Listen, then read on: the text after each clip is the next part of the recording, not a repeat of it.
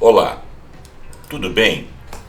Hoje nós estamos aqui com o programa Pontuando, com mais uma crônica do Ladislau Dalbor, que está postada aqui, publicada, no site Outras Palavras. O título é o seguinte: Dalbor expõe os novos aspectos do rentismo. Esse não é exatamente meu título, por economia de caracteres na apresentação do YouTube. Mas é dessa reportagem que eu estou falando. A pressão permanente por ampliar ganhos dos acionistas leva corporações a devastar e precarizar.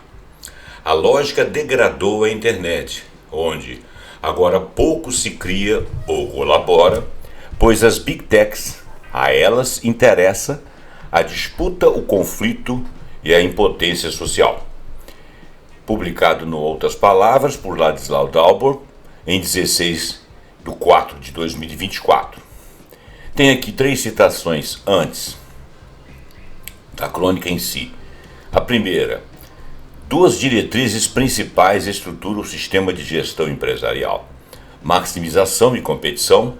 A maximização está centrada nos resultados financeiros e, para obter resultados, você deve superar os demais. Pode-se alegar a adesão aos ESG, mas o verdadeiro jogo é sobre a maximização e guerra econômica, quaisquer que sejam os custos. O que precisamos é de outro paradigma baseado no crescimento equilibrado e na colaboração. A gestão precisa ser fundamentada em valores.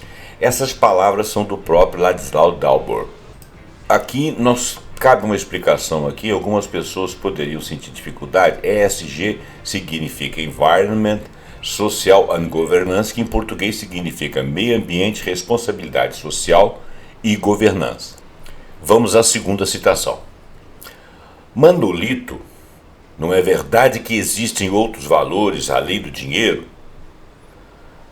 Manolito, claro que existem. Nós também temos cheques. Isso aí é de Quino Mafalda. Isso aí é uma chargezinha, né? Essa é a segunda. Na terceira, diz o seguinte: nessa nova era em rede, o paradigma tradicional da concorrência precisa de dar lugar à complementaridade, à conectividade e à cooperação. Isso é de um autor chamado Kei-Yoon Jin. Ele cita lá a página do livro. Bom, em resumo aqui, ele está falando de governança, ele está falando de meio ambiente, ele está falando de serem conectadas às corporações, e conectividade e cooperação. Bom, vamos ler o texto, a gente vai entender por que ele fez essas citações. Voltando ao título do texto, Dalbor expõe os novos aspectos do rentismo. Vamos lá. Os modelos de gestão do mundo corporativo são estruturados para maximizar resultados, e estes são definidos como meta principal: lucros financeiros e dividendos. Alguns chamam isso de otimização e isso parece muito bom. Os resultados também devem ser alcançados no menor tempo possível, prendendo o mundo corporativo numa corrida permanente. Os resultados sistêmicos e de longo prazo são mantidos fora do horizonte do processo de decisão, e os impactos em maior escala são qualificados como externalidades, o que faz com que as empresas venham a lavar suas mãos com relação a essas tais, entre aspas, externalidades. Um exemplo clássico é a reação da indústria de armas de fogo às críticas. Nós produzimos armas, mas nós não puxamos o gatilho. Outro exemplo interessante é o da indústria de alimentos ultraprocessados. Seria responsabilidade do consumidor ler os rótulos e proteger a sua saúde. Na verdade, isso levou a outra indústria em expansão, que é a resposta farmacêutica à explosão de obesidade que está calcada nos alimentos ultraprocessados. Então nós temos 2 indústrias em expansão. Uma que produz alimentos péssimos, ruins, que vem a causar obesidade e outros males, e a outra que produz remédios, e nós pagamos por ambas. Quer dizer, o que ocorre a partir da minha produção seriam externalidades, Eu não me culpo por isso. Nós continuamos vendendo e aparece uma outra indústria que vem te salvar. E por ambas nós pagamos. Somos prejudicados de duas formas. Produzir alimentos saudáveis poderia ser uma escolha melhor, mas não no interesse da maximização dos lucros, quer no setor alimentar, quer no setor farmacêutico, e eu, Zé Roberto, diria que é em qualquer setor. A concorrência na época de Adam Smith poderia parecer boa e até continuar positiva nas pequenas e médias empresas. Uma padaria tem que produzir um bom pão a preços razoáveis, outra padaria aparecerá. Caso contrário, ela não produza bons pães e a preços bons, outra padaria aparecerá. Essa é a lógica. Mas se uma empresa produtora de chocolate na Bélgica conseguir comprar cacau mais barato de Gana, fechando os olhos ao trabalho infantil que ocorre em Gana, em cima da questão do chocolate, plantio, etc., o concorrente responsável que respeita alguns direitos humanos básicos seria ultrapassado. Se uma empresa da indústria de carne bovina na Europa conseguir um acordo melhor que com a JBS no Brasil, quaisquer que sejam os custos externos para o Cerrado ou a Amazônia, por exemplo, devastação, isso forçará os concorrentes a recorrer a práticas semelhantes, porque senão seriam superados. Quando um algoritmo da Pfizer fixa o preço do Paxlovid, que é um comprimido para tratamento da Covid, em $1.390, enquanto o custo de produção, segundo uma pesquisa da Universidade de Harvard, é de apenas $13, está apenas calculando que os muito ricos pagarão qualquer coisa pela sua saúde e esse é o preço ideal em termos de maximização de lucro. Não se trata de maximizar o impacto na saúde, vender o produto com lucro razoável e torná-lo acessível a muitos. Esta indústria não está preocupada com isso. Ela quer saber, o fim dela é a maximização do lucro. O estudo de Max Fischer sobre o impacto social, econômico e político dos meios de comunicação social deixa as questões evidentes. O Facebook, o YouTube e algumas outras plataformas similares são basicamente empresas de marketing, vendendo nosso tempo de atenção para as corporações. O marketing, por exemplo, representa 98% do faturamento da Meta, que é a empresa do Instagram, Facebook, WhatsApp. As taxas de marketing dependem de quantas pessoas são alcançadas, por quanto tempo e de outros critérios, um deles chamado engajamento, ou seja, critérios que levam ao engajamento também. Como os algoritmos são estruturados para maximizar o engajamento, o que chega ao topo é o que atinge mais profundamente nossas entranhas e não o interesse intelectual ou cultural, a empatia ou a colaboração, mas motivações poderosas como o ódio, a confirmação do preconceito, o sentimento de pertencimento, nós contra eles, entre parênteses, e outras emoções que maximizam a atenção. Não interessa por que você está olhando para aquela porcaria, se é que aquilo é uma porcaria.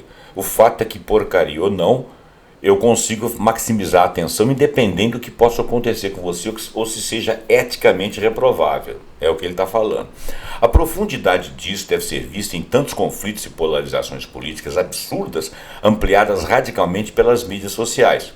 O livro de Max Fischer é corretamente intitulado de Chaos Machine, que numa tradução livre seria a máquina do caos.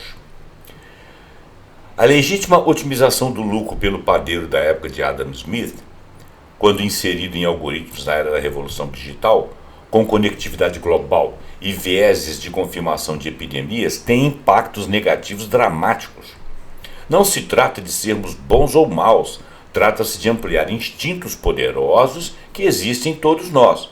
Tendemos a esquecer que ainda somos fundamentalmente primatas, com grande inteligência, sem dúvida, mas com motivações profundamente problemáticas em relação à finalidade para a qual utilizamos nossa inteligência.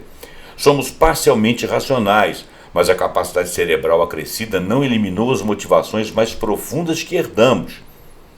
Os maus instintos, vamos dizer assim. Os estudos de Franz de Waal sobre nosso macaco interior, que é o título de um estudo, mostra isso muito claramente. E assim somos feitos em nosso DNA. As plataformas de comunicação podem aproveitar essas emoções e usar a tecnologia moderna para maximizar o comportamento dos primatas. E isso é simplesmente errado. Eu vou até reler. As plataformas de comunicação podem aproveitar essas emoções e usar as tecnologias modernas para maximizar os comportamentos dos primatas. É simplesmente errado. Esse texto aqui ficou esquisito. Parece que perdeu alguma parte. Vamos seguir. A mensagem do Facebook chega a quase 4 bilhões com horas de atenção e tem custo radicalmente reduzido em comparação com os anúncios de jornal que já tivemos. Somos apenas alimentados e superalimentados com mensagens tóxicas ajustadas individualmente. Anúncios e mensagens simplesmente colam nos nossos olhos e filtram no fundo, gostemos ou não. Lembremos-nos do que estas são as principais corporações mundiais. Vender o nosso tempo de atenção é o grande negócio do presente. As grandes empresas que ele está falando são as Big Techs. Também aqui a maximização funciona de mãos dadas com a concorrência. Se uma empresa utiliza esse tipo de manipulação de envolvimento emocional, outras vão segui-la, porque funciona e estão lutando pela mesma mercadoria, que é o nosso tempo de atenção pessoal, que é, na verdade, o momento das nossas vidas, o nosso capital pessoal mais precioso. Robert Reich resume: aqueles que procuram a nossa atenção, anunciantes profissionais de marketing políticos, enfrentam uma concorrência crescente para agarrá-la. Quando conseguem, nossa atenção se desvia de todo o resto e por isso que a atenção está se tornando um recurso tão escasso. O sistema bancário brasileiro é um exemplo rico disso. Neste caso, não se trata de competição, mas de conluio. 5 bancos controlam 85% do crédito e cobram aproximadamente as mesmas taxas de juros extorsivas para as famílias, empresas ou eventos sobre a dívida pública. Os juros da dívida de particulares durante o ano de 2023 oscilaram em torno de 55% para uma inflação de cerca de 4%. Isso levou a uma fuga financeira para as famílias equivalente a 10% do PIB, reduzindo drasticamente o poder de compra e, consequentemente, o estímulo de procura à economia.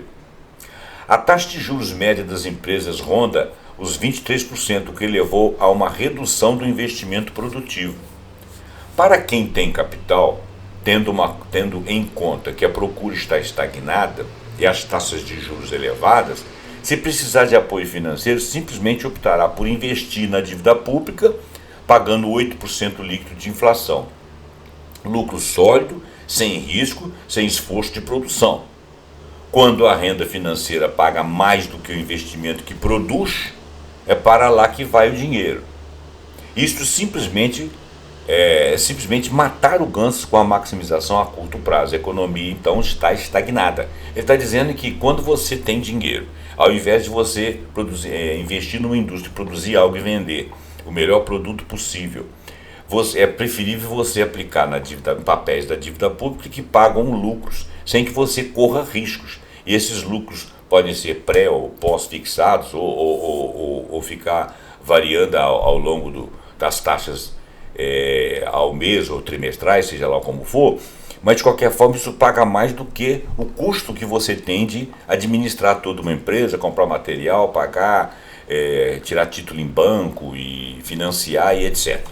Então, você não produzindo nada e aplicando na dívida pública, você ganha e com isso você não paga pessoal, a economia vai estagnando e a dívida pública é um custo do nosso orçamento muito forte, muito pesado. Nós pagamos por ele sem que a população receba na contrapartida um ambiente de emprego, um ambiente de economia que se eleva, PIB que se eleva, PIB per capita, etc. Ou seja, isso é uma drenagem do dinheiro para os mais ricos, aqueles que têm capital, para fazer aplicações, porque eles chamam isso de investimento, mas na realidade isso não passa de uma aplicação.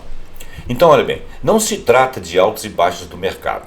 É um sistema estruturado de extração de renda. Uma dimensão é a desinformação. Antes de 1994, que é o ano do real, do plano real, o Brasil enfrentava hiperinflação atingindo mais de 50% ao mês. Isso levou os bancos a apresentarem taxas de juros mensais.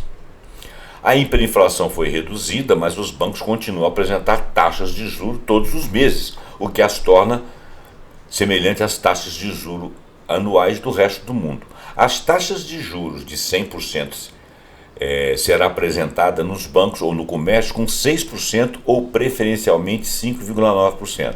As pessoas pensariam que as coisas não poderiam ser tão simples, seria uma usura escandalosa. No entanto, isto é precisamente o que acontece. Ao estilo do mercador de Veneza, num país onde muito poucas pessoas sabem calcular o equivalente anual a uma taxa de juro mensal, né? Você vê uma taxazinha pequena, você não sabe que aquilo ao ano ali repercute muito no que você está pagando. Todos os bancos do Brasil, inclusive os internacionais, como o Santander, utilizam esse esquema aqui no Brasil. Temos 72 milhões de adultos na lista de incumprimento de crédito, cerca de metade da população adulta, porque as taxas são elevadas, remunerando o setor não produtivo ao custo de quem está pagando esses juros por dívida, ou por financiamento, ou porque não consegue tocar sua empresa sem contar com os bancos. O Brasil Central não deveria regular esse sistema de usura? Na Constituição de 1988, o artigo 192 estipulava que juros reais acima de 12% ao ano seriam considerados crime. 12% ao ano seria em torno de 1% ao mês de maneira reta, né? Em 2003, com a entrada do recém-eleito Lula, presidente, né, no governo naquela época, os bancos, e hoje atualmente também, né? Mas em 2003 o Lula entrou recém-eleito, né? Os bancos conseguiram eliminar o artigo 192, olha bem, conseguiram eliminar o artigo 192. A usura atualmente não é crime, nem sequer é mencionada na questão legal.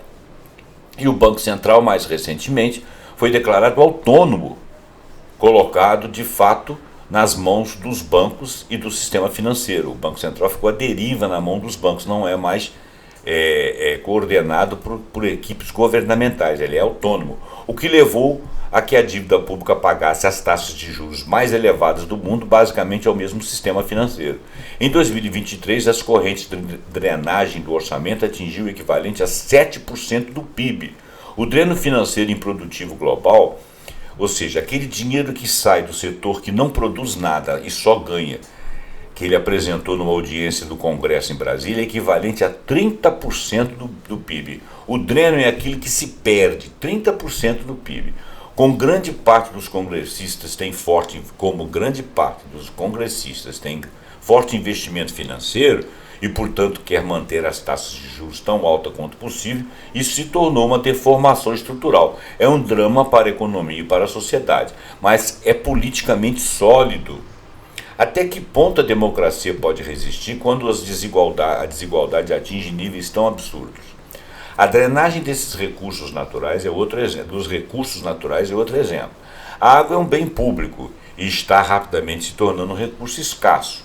O The Guardian nos traz comentários a respeito do relatório sobre a água doce, mostrando o impacto da privatização, quando você privatiza uma companhia de tratamento de água. Mais de 30 anos depois da privatização da água, o The Guardian está falando, com a urbanização generalizada e a intensificação agrícola, é necessária uma nova abordagem, incluindo uma potencial reforma dos reguladores da água, diz o relatório a que o The Guardian teve acesso. Com níveis de confiança nas empresas de água afetados por repetidos relatórios de poluição e especulação, tanto o público como os profissionais da água querem mais transparência e garantia de que as empresas estão agindo no interesse da sociedade e do meio ambiente. Apenas 14% dos rios no Reino Unido estão em bom estado ecológico. A lógica é simples. Quando a gestão da água é privatizada, vender a água é um bom negócio, o tratamento de esgoto é um custo. Enfrentamos problemas semelhantes em São Paulo, onde a Sabesp, empresa de gestão de água parcialmente privatizada, maximiza as vendas de água, mas mantém o baixo tratamento de esgoto. O que dá lucro? Dá lucro é vender a água. Tratar o esgoto é custo. Quer dizer, ela gasta dinheiro. A cidade de Paris mostrou o caminho com a restauração da gestão pública de água e esgoto. Eles passaram da privada, tinham privatizado, passaram para a gestão pública. Aí os interesses começaram a ficar equilibrados. Esses são apenas alguns exemplos, mas o impacto geral é dramático. A Oxfam apresenta o impacto na sustentabilidade. Abre aspas. Desde 2020, os 5 homens mais ricos do mundo duplicaram suas fortunas. Durante o mesmo período, quase 5 bilhões de pessoas em todo o mundo ficaram mais pobres. As dificuldades e a fome são uma realidade diária para muitas pessoas em todo o mundo. Ao ritmo atual serão necessários 230 anos para acabar com a pobreza, mas poderemos ter o nosso primeiro trilionário, ou seja, aquele que chega individualmente a ter 1 trilhão em apenas 10 anos. Uma enorme concentração de poder empresarial e monopolista global está exacerbando a desigualdade em toda a economia planetária. 7 em cada 10 das maiores empresas do mundo têm um CEO, que é o executivo, bilionário ou um bilionário como principal acionista, um bilionário. Por meio da pressão sobre os trabalhadores, da evasão fiscal, da privatização do Estado, do estímulo ao colapso climático, as empresas estão promovendo a desigualdade e agindo a serviço da entrega de uma riqueza cada vez maior aos seus proprietários ricos. No Brasil, para uma população de 203 milhões de pessoas, nós temos 33 milhões passando fome e 125 milhões em insegurança alimentar, que é aquele cara que não sabe se come amanhã. Mas 33 estão definitivamente passando fome, estão com o teor nutricional abaixo da necessidade diária individual, sendo que 125 milhões estão na insegurança, eventualmente ele está mal alimentado, eventualmente ele se alimenta. O que produzimos equivale a mais de 4 quilos de grãos por pessoa por dia. Olha, se nós produzimos isso, não poderíamos nos alimentar melhor? Não poderíamos, pelo menos, alimentar as crianças? Todos esses magnatas corporativos reivindicam a sua adesão aos princípios ESG, Environment, Social and Governance, que eu já falei. Os principais políticos assinam sucessivas resoluções da COP, da OCDE, e a OCDE é severa na sua luta pelos BEPS. John Ruggie lutou durante uma década pelo respeito corporativo, pelos direitos humanos, mas como ele próprio escreveu, para corporações internacionais isso são apenas negócios. A verdade é que, a menos que as empresas se organizem eficazmente para o bem comum sistêmico e aprendam a colaborar, dado o seu poder global, as coisas não vão funcionar. Estamos presos em um processo autodestrutivo. Até que ponto devemos entrar nesta crise econômica, social e ambiental crítica até termos uma reação global? Fizemos isso durante a Segunda Guerra Mundial, criando um mínimo de governança global. Isso foi em outra época. Estamos desgovernados, pelo que eu estou entendendo. É claro que podemos imaginar que fomos feitos à imagem de Deus. Stephen Jay Gould, em seu Wonderful Life, é mais pé no chão, lembrando-nos de que somos meros macacos nus que adotaram uma postura ereta, macacos nus de alta tecnologia. Eles não veem o que estão fazendo? Eles não veem o que estão acontecendo? Devemos aprender racionalmente como lidar com essa irracionalidade. Entretanto, os políticos aprenderam a navegar com base nos nossos piores instintos. E pior, isso funciona. Bom, ele finalizou dessa forma. O Ladislau Dalbor é um economista, professor titular de pós-graduação da PUC de São Paulo, foi consultor de diversas agências das Nações Unidas, governos e municípios, além de várias organizações do Sistema S. Autor e coautor de cerca de 45 livros, toda a sua produção intelectual está disponível online no seu website www.dalbor.org. Dalbor se escreve D-O-W-B-O-R, Dalbor. Então, www.dalbor.org. Esse artigo também está lá nesse website dele. E foi republicado aqui nesse portal que eu gosto muito, que é o portal outraspalavras.net. www.outraspalavras, tudo junto e minúsculo.net, tá? Então, eu agradeço a você a sua atenção. Esse tema é importante. Quando as pessoas ficam falando de privatização e todo mundo enche a boca para falar como se entendesse de economia, o fato é o seguinte: aquilo que dá lucro mas que é um lucro investido para a população e em pesquisa para se melhorar o serviço e se cuida de todas as externalidades que aquela produção faz acontecer na sociedade, se essa empresa é uma empresa estatal, ela deve ser mantida. O Brasil perdeu muitas empresas importantes. Eu não vou entrar no mérito desse assunto neste momento, apenas para que o vídeo não fique grande. Muito obrigado pela sua atenção, passa isso para frente. Até o próximo programa, pontuando com alguma ideia que nós acharmos muito interessante. Até lá. Tchau.